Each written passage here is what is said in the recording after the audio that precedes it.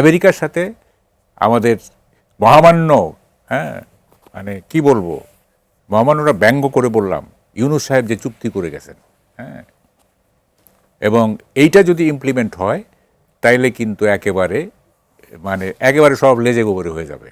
হ্যাঁ, তখন আর গভর্নমেন্ট রুলই করতে পারবে না। এখন তো একটা সম্ভাবনা আছে, কিন্তু ওইটা যদি বাস্তবায়িত হয়ে যায়, এবং আমেরিকার প্রেশার আছে, ভালো রকম প্রেশার আছে। ওই যে এগ্রিমেন্ট অন রেসিপ্রোকাল ট্রেড পড়ে দেখলাম, এটা আমি কালকে একটা প্ল্যাটফর্মে ডিটেইল করব। আমি টুকটাক একটু বলি।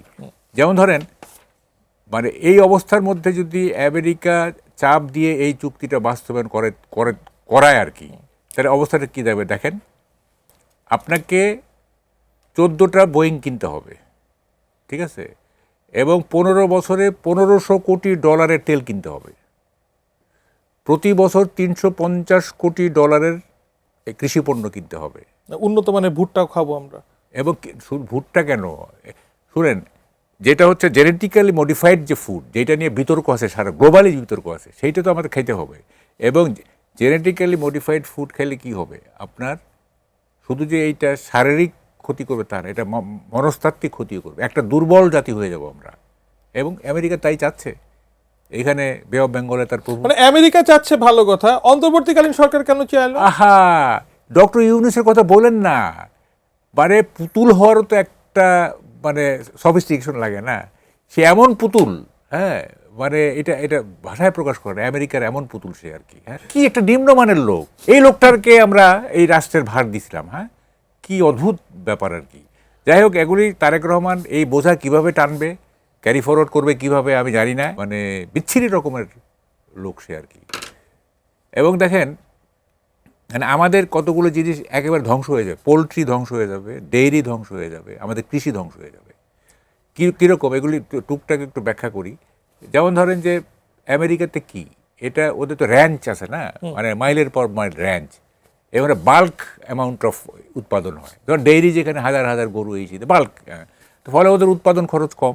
তো উৎপাদন খরচ কম হইলে আপনাকে তো ওরা তো মানে আমাদের এখানে ধরেন যে মিল্ক ভিটা টিটা যে দামে বিক্রি করে, তার চেয়ে কম দামে এরা বিক্রি করবে। প্রান্তিক কৃষকরা তো ওদের সাথে প্রতিযোগিতায় পারবে না। তখন কি হবে, এই জিনিসগুলো বন্ধ হবে, কত ধরনের বেকারত্ব বাড়বে আপনি বলেন। হ্যাঁ, পোলট্রির ক্ষেত্রেও তাই। পোলট্রির যে মানে পোলট্রি ফিড, বা ধরেন যে এই যে আপনার কিংবা ধরেন যে প্রসেসড মিট, যেগুলি মানে সবই তো আমাদের ওখান থেকে কিনতে হবে, শুধু গম না তো, হ্যাঁ, সবই তো কিনতে হবে। তো ফলে এইগুলি খেয়ে এক ধরনের শারীরিকভাবে আমরা ক্ষতিগ্রস্ত হব, এবং অর্থনৈতিকভাবে কতগুলি অ্যাগ্রো ইন্ডাস্ট্রি, যেগুলি অ্যাগ্রো ইন্ডাস্ট্রিগুলি তো বন্ধ হয়ে যাবে। হ্যাঁ, পোলট্রি, ডেইরি, ফেরি, এগুলি।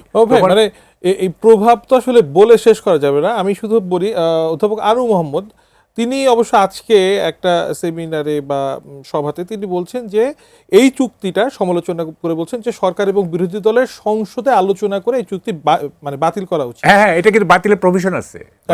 মানে এটা কি সম্ভব? হ্যাঁ, এটা সম্ভব। এটা কেন সম্ভব নয়? আমার আগের সরকার এটা করছে, আমি মনে করতেছি যে না, এটা সরকার এবং বিরোধী দল ইচ্ছুক বাতিল করতে। That is the vital question.